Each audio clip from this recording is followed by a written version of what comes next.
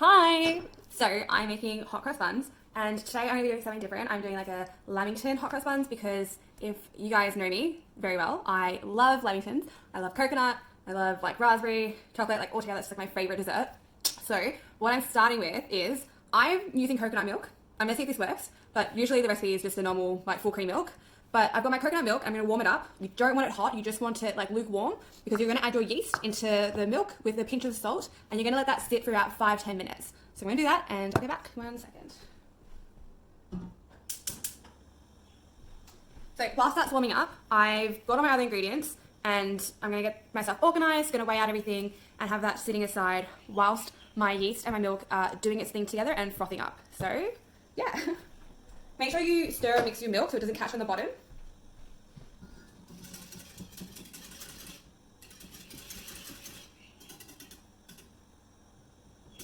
I don't know if anyone's noticed as well, but today's pink theme, like pink jacket, pink shoes, pink makeup. But yeah, side note, when you're doing your milk, you just want to put your finger in it to check that it's warm enough. Like it should be just about like body temperature-ish. You can also microwave it if you like, you just have to be a bit more careful with it and checking it more often. I reckon another like 10 seconds and I'm ready. All right.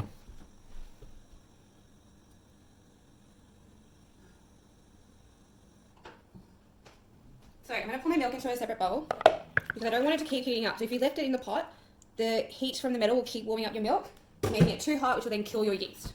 So I've got my milk and I've got my yeast. I'm going to put it in together and a pinch of salt. Now, generally with salt and yeast, you don't want to mix them together because the salt actually kills off the yeast. But this recipe says mix together, so that's what we're going to do.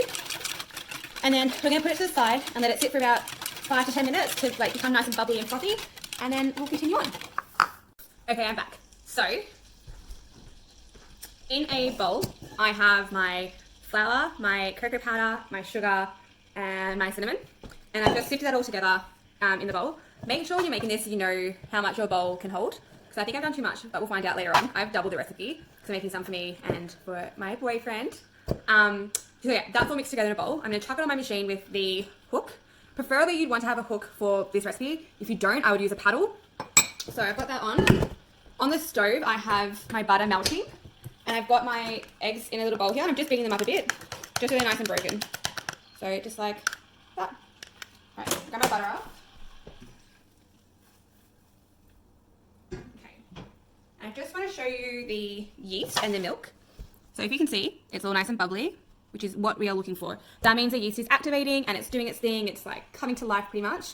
If you could smell this, like I've said in my focaccia recipe, I love the smell of the yeast. So this is like so good right now. So my butter is like par melted in the pot, but I don't want to bring it up to such a high heat. I just want it to be like melted pretty much. Again, you can do this in the microwave. I just have the pot handy, so I'm going to do it in my pot. Just mix it around so it's nicely melted, no chunks left over. Okay, so now that we have everything,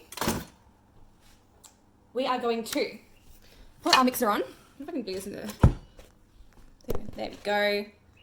Alright, so mixer. We're just going in like the first feed, just mixing with our flour, our cocoa powder, sugar and cinnamon. And what we're going to do is we're going to add our yeast and milk. So going to make sure it's nicely mixed through again.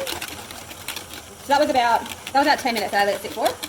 If you have your heater on, try and have it near your heater because the heat will activate it a lot better. I just had mine on the stove near the heat that I had previously. So I'm going to pour that in. You want all of it to go in.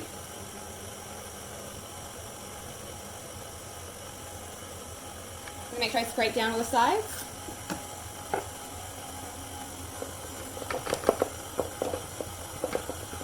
Okay, that's in.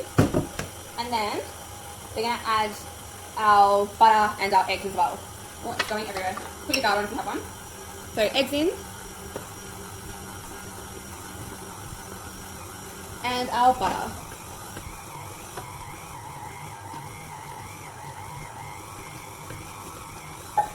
All that goodness into it.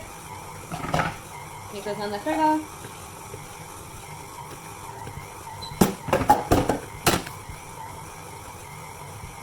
And then you just want to let it mix for, I want to say like 5 minutes. Like I don't want to overdo it, but I want to make sure that it's nice, it's smooth, it's like a good combined kind of ball. So I'm going to kind of speed up a little bit. Take this off now, nothing's flying out. Hang on. I'll just show you what is going on. It looks very wet right now, but it should be fine.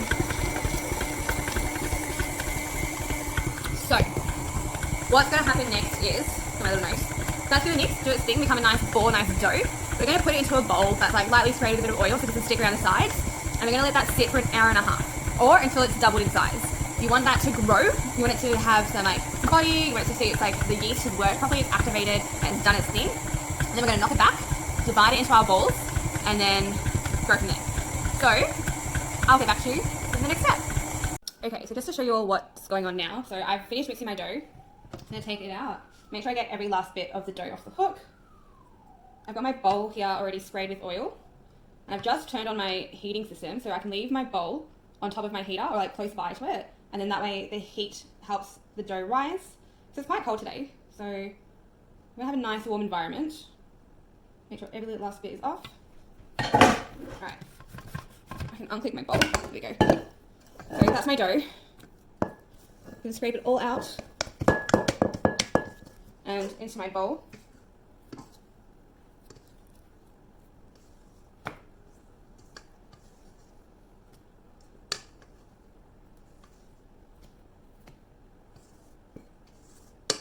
Just like that. I'm just going to kind of just smooth it out really nicely. It feels really like soft and spongy, and that's good. So I'm just going to make it nice and smooth.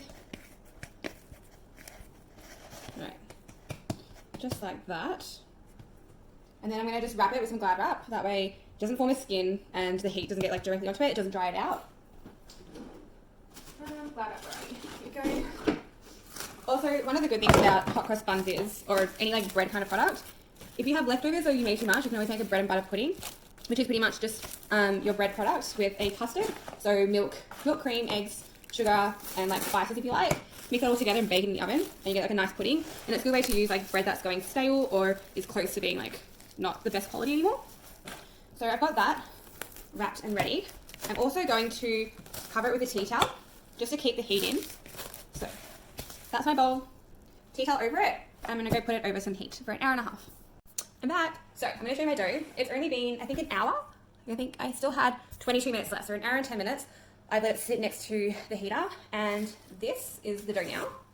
So it's definitely risen and doubled in size. What we're going to do is take off our Glad wrap. Might be a bit sticky. Probably best if I sprayed the top of the Glad wrap first, or the dough at least. But that's okay. So I'm just going to try and get off all the excess as much as I can. Because that's ingredients, that's money, and that's deliciousness right here. So, grab up all the dough that I can from the Glad wrap. And as I said earlier, I'm doing a Lamington hot cross bun.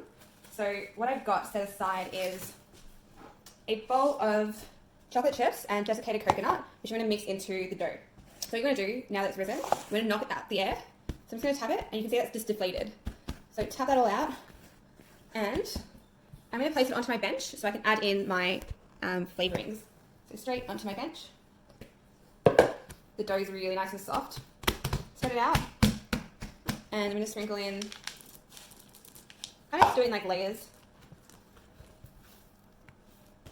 You can do this on the machine if you like. I'm just going to do it by hand. It will get a bit messy. But yeah, so mix this all together. Make sure everything's inside your dough.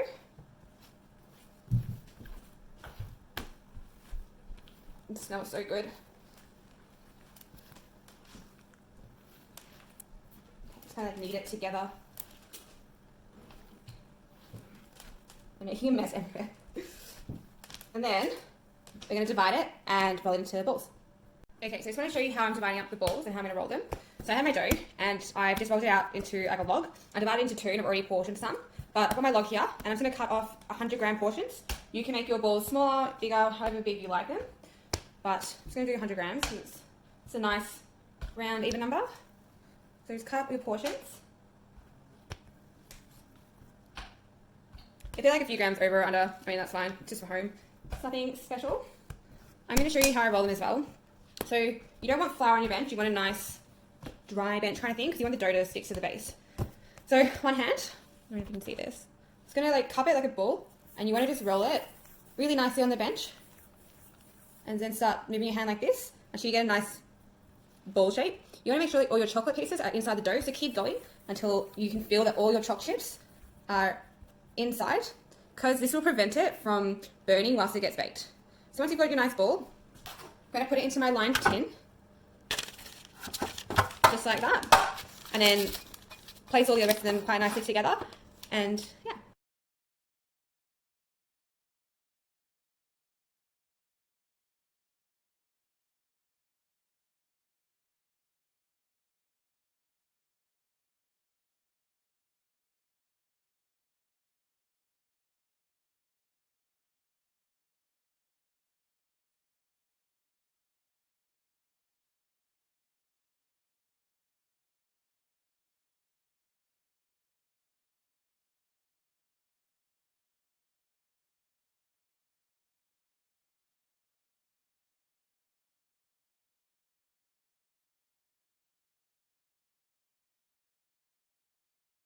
Okay, so now that I've got my balls nicely rolled out into my tins, so the times 2 recipe made 24 buns. So that's pretty decent. I'm going to cover it with Glad wrap, cover it with a tea towel again, and then put it next to the heat or the heater for half an hour. Let them prove and grow up, and then we'll continue with the next video. Okay, so now that my hot cross buns have sat for half an hour, you can see that they've grown and like doubled in size, which is what you want, and they're quite soft and fluffy, which is good. So whilst they were resting, I made a sugar syrup. So equal parts of sugar and water in my pot, and I've added some raspberry jam to it. Because we are doing like a Lamington version, I want that raspberry flavour to really come through. What I'm going to do is just brush my balls with the syrup. This is going to help it have really nice shine. It's going to add extra flavour and a bit more sweetness to it. So make sure they're really nicely evenly coated. With the raspberry jam, you can really see the redness coming through. It looks really pretty. And that's going to enhance the flavour as well. So I'm just going to brush all this on.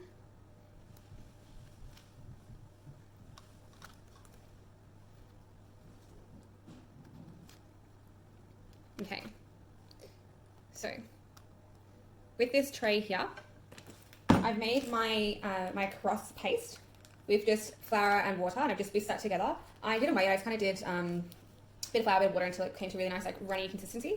Now if you don't have any piping bags at home, you can use a little Ziploc bag, which works fine. So just chuck it in, and then you're going to cut an edge out on the corner. So cut my corner off, quite small, I don't want anything too big. So I want to be able to control my cross.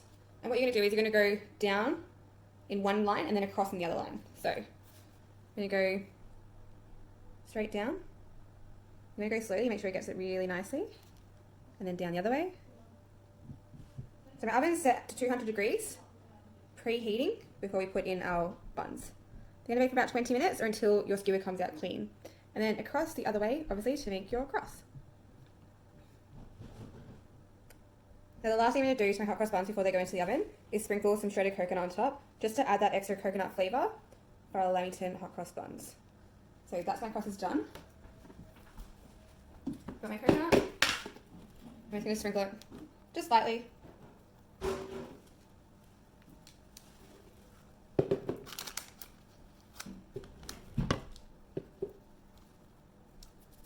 Just like that. For my second tray, I'm going to put the same sugar syrup on top, but instead of the flour and water, I've got raspberry jam, and I'm going to do crosses with that. So yeah.